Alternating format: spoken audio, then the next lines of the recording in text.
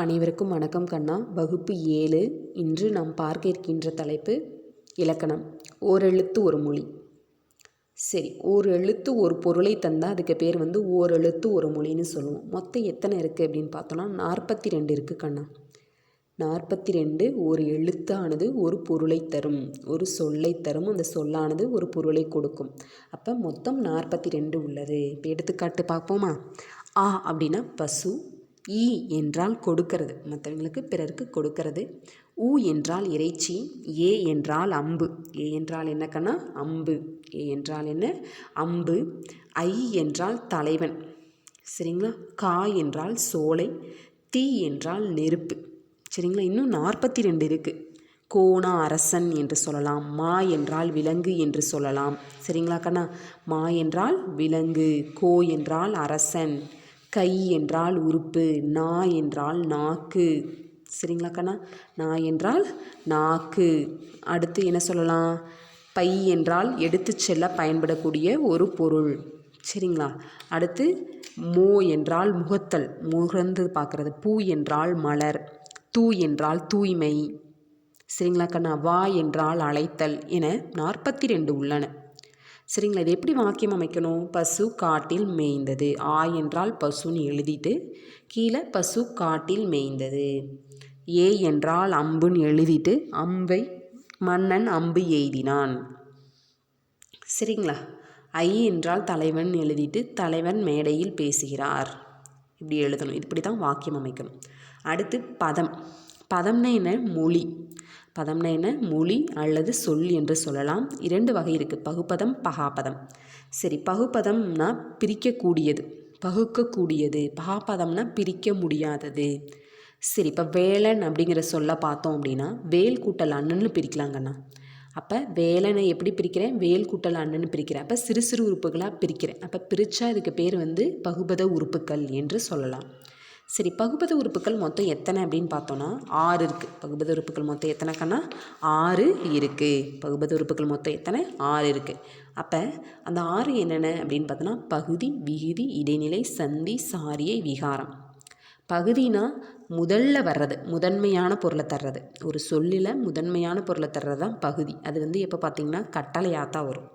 இப்போ வந்தனன் அப்படிங்கிறதுல வா அப்படிங்கிறது என்ன? முதன்மையான சொல், முதன்மையான எழுத்து அல்லவா? அப்போ அந்த எழுத்து என்ன பண்ணியிருக்குதுங்க? வா என குறுகி வந்தனன்னு மாறியிருக்கு. அப்போ வாங்கிறது கட்டளையாக வந்திருக்கு. அப்போ பகுபதத்தின் முதலில் அமைஞ்சிருக்கிறது எப்பவுமே பகுதி. இறுதியாக இருக்கிறது அன். பகுபதத்தின் இறுதியில் இருக்கிறது என்ன? அன். அப்போ திணை, பால் இது எல்லாத்தையும் ஓட மட்டும் இல்லாமல் முற்று எச்சத்தையும் காட்டுறதாக இந்த விகுதி அமையும். சரிங்களா? அடுத்து பகுபதத்தோட இடையில் வர்றது காலம். அது எதிர்மறையை காட்டுவதாக இருந்துச்சுன்னா, அது எதிர்மறையை காட்டுவதாக இருந்துச்சுன்னா அதுக்கு பேர் இடைநிலை. அடுத்து பகுதிக்கும் இடைநிலைக்கு இடையில எது வரும்னா சந்தி வரும், அதான் சந்தி. அடுத்து இடைநிலைக்கும் விகுதிக்கும் இடையில அசைச்சொல் வரும், அதுக்கு பேர் தான் சாரியை.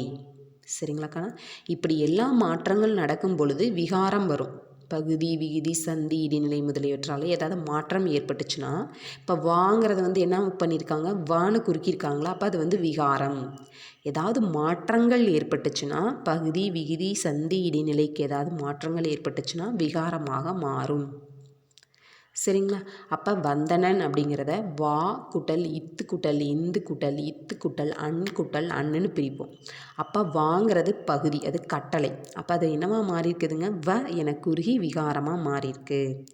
அடுத்து இத்துங்கிறது சந்தி, இந்தானது விகாரம். அடுத்து இத்து இறந்த கால இடைநிலை. அடுத்து அன். அன் ஒரு அன் சாரியை. சரிங்களா? இன்னொரு அன் ஆண்பால் வினைமுற்று விகுதி. ஏன்னா இது வந்தனன் அப்படிங்கிறது ஒரு ஆணை குறிக்குது, ஒரு ஆண்மகனை குறிக்கிறதுனால இது ஆண்பால் வினைமுற்று விகுதி.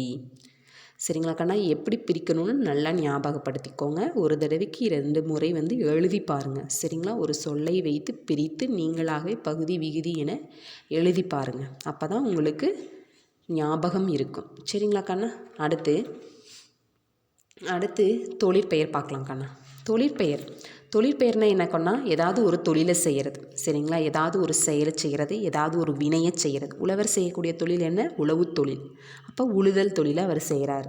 தையல்காரர் என்ன பண்ணுவார்? தைத்தல் தொழிலை செய்வார். அதான் ஆசிரியர் என்ன பண்ணுவார்? கற்பித்தல் தொழிலை செய்வார் இல்லையா. இப்போ ஒவ்வொரு தொழிலும் ஒரு செயலின் அல்லது வினையின் பெயராக அமைஞ்சதுன்னா அதுக்கு பேர் தொழிற்பெயர். ஒரு செயல் அல்லது வினையின் பெயராக அமைஞ்சதுன்னா அதுக்கு பேர் வந்து தொழிற்பெயர். இது தொழிற்பெயர் என்றைக்குமே எண், இடம், காலம், பால் எதுவுமே காட்டாது. அது படர்க்கை இடத்துல மட்டும்தான் தொழிற்பெயர் வரும். எப்படி தான் வருங்க? படர்க்கை, அதாவது தூரத்தில் இருக்கக்கூடியது, படர்க்கை இருக்கிறதுல நம்மளை விட்டு கொஞ்சம் தள்ளி இருக்கிறது தான் சொல்லும். எண், இடம், காலத்தையும் பாலையும் காட்டாது தொழிற்பெயர். சரிங்களா, இது 3 வகை இருக்குது. விகுதி பெற்ற தொழிற்பெயர், முதல்நிலை தொழிற்பெயர், முதல்நிலை திரிந்த தொழிற்பெயர். சரிங்களா, அப்போ விகுதி பெற்ற தொழிற்பெயர் அப்படின்னா என்ன? விகுதினா தல், அம், ஐ, கை, வை, கு, பு, உ, தி, சி, வி, மை போன்ற விகுதி எல்லாமே பெற்று வந்துச்சுன்னா அதுக்கு பேர் விகுதி பெற்ற தொழிற்பெயர். இந்த விகுதியெல்லாம் பெற்று வந்துச்சுன்னா அதுக்கு பேர் விகுதி பெற்ற தொழிற்பெயர். நடத்தல், உண்ணல், வாழ்க்கை, தருதல், வருகை, பார்வை, போக்கு சொல்கிறோம் இல்லையா. அப்போ இதில் எல்லாத்துலேயும் அந்த தல், அல், அம், ஐ, கைங்கிற விகுதி இறுதியாக வந்திருக்குது. இப்படி இறுதியாக பெற்று வந்துச்சுன்னா அதுக்கு பேர் விகுதி பெற்ற தொழிற்பெயர். இப்போ எடுத்துக்காட்டு வாழ்க்கை, தருதல், நடத்தல், வாழ்க்கைன்னு சொல்லியிருக்கேன். அப்போ வாழ்க்கை இது எப்படி நம்ம வாக்கியம் அமைக்கணும்னு பார்த்தோன்னா, என் வாழ்க்கை மிகவும் அற்புதமானது. சரிங்களா, இப்படி தான் நீங்கள் வாக்கியம் அமைக்கணும். விகுதி பெற்ற தொழிற்பெயர் அப்படின்னா அந்த விகுதியை வைத்து வாக்கியம் அமைக்கணும். சரிங்களா கண்ணா. அடுத்து முதல்நிலை தொழிற்பெயர். முதல்நிலை அப்படின்னா முதல் நிலையில் எவ்வகை மாற்றமும் நடக்காமல் இருக்கணும், எவ்வகை மாற்றமும் பெறாமல் தொழிற்பெயர் வந்திருக்கணும். அதுக்கு பேர் தான் முதல்நிலை தொழிற்பெயர். இப்போ எடுத்துக்காட்டு, வானில் இடி இடித்தது சொல்கிறோம் இல்லையா. அப்போ இடி அப்படிங்கிறது இடித்தல்னு நான் தல் விகுதியை சேர்த்தலை. தல் விகுதியை சேர்த்துலன்னா அது விகுதி பெற்ற தொழிற்பெயராக மாறி இருக்கும். அப்போ வானில் இடி இடித்ததுன்னு முதல் நிலையாக என்ன சொல்லியிருக்கேன்? இடியை சொல்லியிருக்கேன். அப்போ வானில் இடி இடித்ததுன்னு முதல் நிலையில் எவ்வகை மாற்றமும் நான் பண்ணலை, இடின்னு மட்டும்தான் எழுதியிருக்கேன். அப்படி இடின்னு மட்டும் வந்துச்சுன்னா அது முதல்நிலை தொழிற்பெயர். வானில் இடி இடித்தது, சோறு கொதி வந்தது சொல்லலாம். அடுத்து, என்னை அம்மா ஒரு செல்லமாக ஒரு அடி அடித்தார். சரிங்களா கண்ணா, இப்படி வந்துச்சு அப்படின்னா இது முதல்நிலை தொழிற்பெயர். அதே மாதிரி பெரியார் தன்னுடைய பேச்சால் உலக புகழ் பெற்றார். புகழ் இது எல்லாமே புகழ், அடி, இடி, கொதி இந்த சொல் எல்லாமே விகுதி பெறாமல் வந்திருக்கு. விகுதி பெறாமல் தன்னோட பொருளை மட்டும் உணர்த்துது. அதுக்கு பேர் தான் முதல்நிலை தொழிற்பெயர். அடுத்து முதல்நிலை திரிந்த தொழிற்பெயர். சரிங்களா, முதல்நிலை திரிந்த தொழிற்பெயர். இப்போ கடலில் மீன் உள்ளது, நான் தமிழ் படிக்கும் பேறு பெற்றேன். மீன், மின் மீனா மாதிரி இருக்குது. அடுத்து பெரு, பேரு, உடன்படு, உடன்பாடு, கொல், கோல், சுடு, சூடு சொல்லுவோமா கண்ணா. இது எல்லாமே இப்படி என்ன பண்ணியிருக்குங்க, முதல்நிலையிலேருந்து திரிஞ்சிருக்குதுங்க. இப்போ விடுங்கிறது வீடுன்னு மாறி இருக்கு.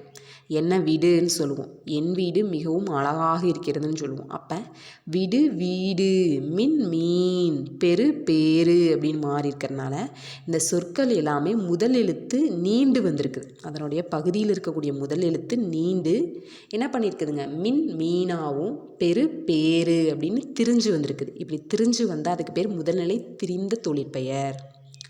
சரிங்களா, முதல்நிலை திரியறனால உருவாகக்கூடிய தொழிற்பெயருக்கு முதல்நிலை திரிந்த தொழிற்பெயர். இது எப்படி வாக்கியம் அமைக்கணும்? கடலில் மீன் உள்ளது, நான் தமிழ் படிக்கும் பேறு பெற்றேன், உணவின் சூடு குறையவில்லை. சரிங்களா, எனக்கு மிகவும் பிடித்து உள்ளது, உடன்பட்டு உள்ளது, உடன்பாடு அப்படின்னு உடன்படு, உடன்பாடு அப்படிங்கிறது வேறுபாடு அதிகம் இருக்குது. அப்படி முதல்நிலை திரிந்து வந்துச்சுன்னா அதுக்கு பேர் முதல்நிலை திரிந்த தொழிற்பெயர். சரிங்களா கண்ணா, எப்படி முதல்நிலை திரிந்த தொழிற்பெயர்னு புரியுதா? முதல் எழுத்து நீண்டு வந்திருக்கணும்.